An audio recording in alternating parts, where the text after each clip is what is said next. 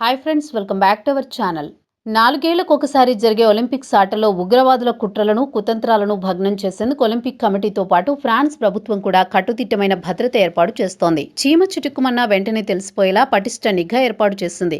24 గంటల పాటు కంటి మీద రెప్పవాల్చకుండా వేల మంది సిబ్బంది భద్రతా విధుల్లో నిమగ్నమయ్యారు. పూర్తి సమాచారం తెలుసుకునేందుకు వీడియోని స్కిప్ చేయకుండా ఎండ్ వరకు చూడండి.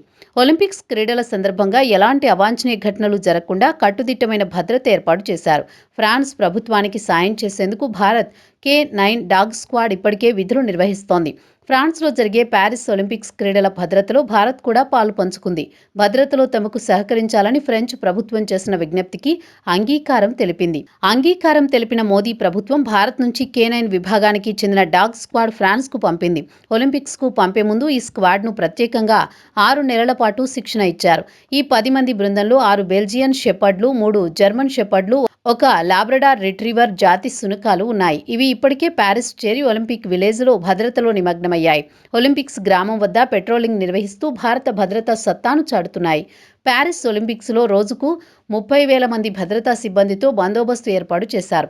ప్రతిరోజు దాదాపు 30,000 మంది పోలీసు అధికారులు భద్రతా విధుల్లో ఉంటారని ఫ్రాన్స్ ప్రభుత్వం వెల్లడించింది. సీన్ నదిలో నిర్వహించే ఒలింపిక్స్ ప్రారంభ వేడుకల కోసం దాదాపు 50,000 మందితో భద్రత కల్పించారు.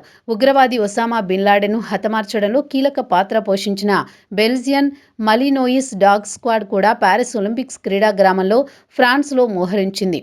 ఐఈడీలు, మందుపాతరలు, బాంబులు సహా ఏ చిన్న అనుమానం వచ్చినా వెంటనే గుర్తించేలా శునకాలకు ప్రత్యేకమైన ట్రైనింగ్ కూడా ఇచ్చారు.